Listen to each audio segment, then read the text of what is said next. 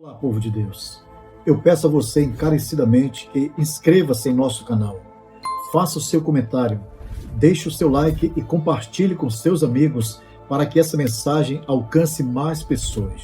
E nos últimos dias acontecerá, diz Deus, farei aparecer prodígios em cima no céu e sinais embaixo na terra, sangue, fogo e vapor de fumaça. O sol se converterá em trevas e a lua em sangue, antes de chegar o grande e glorioso dia do Senhor. E acontecerá que todo aquele que invocar o nome do Senhor será salvo. O arrebatamento está prestes a ocorrer e após esse grande evento, tão esperado pela Igreja de Cristo, haverá um período de 7 anos de grande tribulação sobre toda a terra. E a única oportunidade de salvação para esta geração que antecede esse grande e glorioso dia é invocar o nome do Senhor. Seja um vaso de honra na casa do Senhor. Todavia, o fundamento de Deus fica firme, tendo este selo: o Senhor conhece os que são seus, e qualquer que profere o nome de Cristo, aparte-se da iniquidade. 2 Timóteo capítulo 2, versículo 19. Fundamento é o princípio sobre o qual se apoia e se desenvolve uma coisa. É o alicerce que sustenta uma casa ou um prédio. É a justiça como base de um Estado. Todavia, o fundamento de Deus está firme e selado por 2 princípios. Primeiro, o Senhor conhece os que são seus. Mas como posso saber se o Senhor me conhece? Esta resposta está no segundo princípio. Qualquer que profere o nome de Cristo, aparte-se da iniquidade. Se você se apartar da injustiça, maldade, perversidade e do pecado, certamente estará apto para servir ao Senhor em sua igreja. Ora, numa grande casa, não somente há vasos de ouro e de prata, mas também de pau e de barro, uns para a honra, outros, porém, para a desonra. 2 Timóteo capítulo 2, versículo 20. Assim como numa grande casa existem vasos de honra e vasos de desonra, da mesma forma acontece na Igreja de Cristo. Existem crentes que verdadeiramente honram ao nome do Senhor, enquanto outros desonram. São crentes que continuam na prática da iniquidade. Os tais precisam de arrependimento para que sejam purificados pelo sangue de Cristo. De sorte que, se alguém se purificar destas coisas, será vaso para a honra, santificado e idôneo para o uso do Senhor e preparado para toda boa obra. 2 Timóteo, capítulo 2, versículo 21. Deus busca vasos de honra, santificados, idôneos e preparados para o uso do Senhor em sua casa. Logo, que tipo de vasos somos nós diante dele? De honra ou desonra? Na Bíblia há muitos vasos que honraram a Deus, mas também há aqueles que só serviram para a desonra. Neste fim dos tempos em que estamos vivendo, precisamos tomar muito cuidado para não cairmos no engodo da iniquidade. E nisto Jesus nos alertou. E por se multiplicar a iniquidade, o amor de muitos se esfriará. Mateus capítulo 24, versículo 12. A iniquidade é a causa do esfriamento do amor na vida do crente. Um exemplo bíblico de esfriamento no amor é o de Judas Iscariotes. E, quando já era dia, chamou a si os seus discípulos e escolheu 12 deles, a quem também deu o nome de apóstolos. Simão, ao qual também chamou Pedro, e André, seu irmão, Tiago e João, Filipe e Bartolomeu, Mateus e Tomé, Tiago, filho de Alfeu, e Simão, chamado Zelote, Judas, filho de Tiago, e Judas Iscariotes, que foi o traidor. Lucas, capítulo 6, versículo 13 a 16.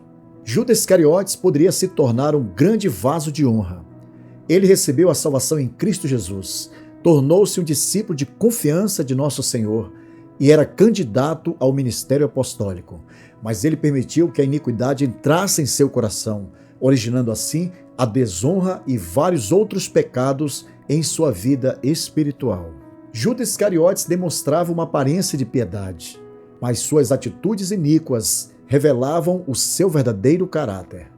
Mas um dos discípulos, Judas Iscariotes, que mais tarde o trairia, objetou: por que não se vendeu este perfume por 300 denários e não se deu aos pobres? Ele disse isso não pelo cuidado que tivesse dos pobres, mas porque era ladrão, tendo a bolsa, tirava o que nela se lançava. João capítulo 12, versículos 4 a 6. O mau caráter de Judas Iscariotes não permitia que ele fosse apenas um traidor, mas também um avarento, ladrão, maldizente e roubador. Pois, segundo a palavra de Deus, quem pratica estes pecados não herdarão o reino de Deus. Nem ladrões, nem avarentos, nem bêbados, nem maldizentes, nem roubadores herdarão o reino de Deus. 1 Coríntios, capítulo 6, versículo 10. Portanto, precisamos tomar muito cuidado com a iniquidade em nosso coração para não nos tornarmos um vaso de desonra na congregação do Senhor, a exemplo de Judas. A iniquidade pode desencadear outros pecados em nossa vida. Portanto, mortificai, pois, os vossos membros que estão sobre a terra: a prostituição, a impureza, o apetite desordenado, a vil concupiscência e a avareza, que é idolatria, pelas quais coisas vem a ira de Deus sobre os filhos da desobediência. Colossenses capítulo 3, versículos 5 a 6. Dentre estes pecados neste texto, destacamos a avareza.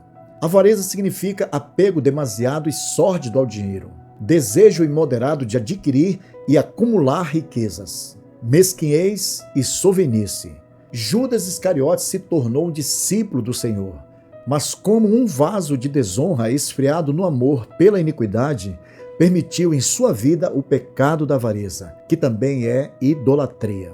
A idolatria é a adoração a ídolos que implica em tudo aquilo que se coloca no lugar da adoração a Deus. Portanto, o pecado da avareza tornou-se o Deus de Judas Iscariotes. Ele, sem temor a Deus, naufragou na corrupção de seus pecados, tornando-se um vaso de desonra na congregação do Senhor ao traí-lo por 30 moedas de prata. Então, um dos 12, chamado Judas Iscariotes, foi ter com os principais sacerdotes e disse: que me quereis dar? E eu vou-lo entregarei. E pagaram-lhe 30 moedas de prata. Desde então buscava oportunidade para o entregar. Mateus capítulo 26, versículos 14 a 16. Jesus profetizou que à medida que o fim se aproxima, o pecado de traição se intensificaria mutuamente. Nesse tempo, muitos se escandalizarão, trair-se-ão mutuamente e se odiarão uns aos outros. Mateus capítulo 24, versículo 10. Traição é uma falta de lealdade, quebra de fidelidade e confiança. Traição é a incapacidade de ser fiel a seus valores ou a qualquer outra coisa. Geralmente, a traição é uma ruptura ou violação completa da decisão anteriormente tomada. Então Judas, o que o traíra, vendo que fora condenado, trouxe arrependido as 30 moedas de prata aos príncipes dos sacerdotes e aos anciãos, dizendo: pequei traindo o sangue inocente. Eles, porém, disseram: que nos importa? Isso é contigo.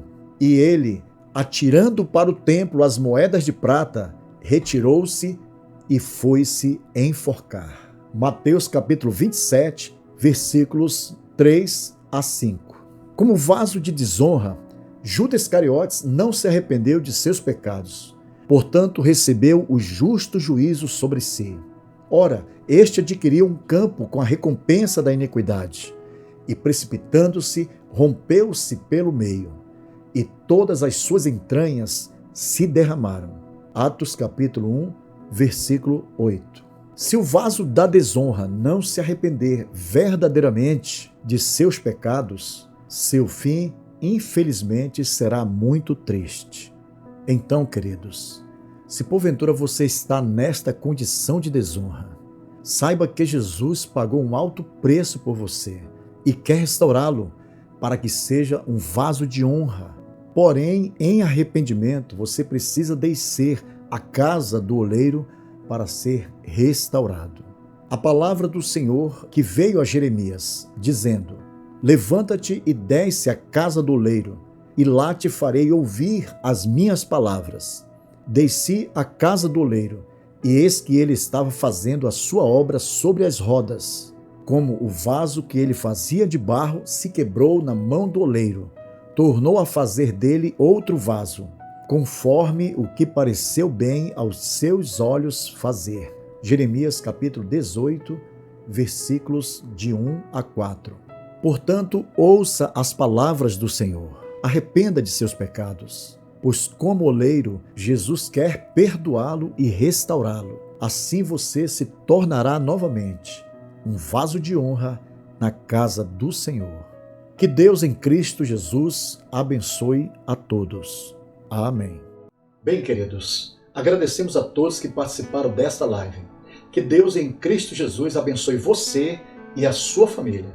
Então, até a próxima, se assim o Senhor nosso Deus nos permitir.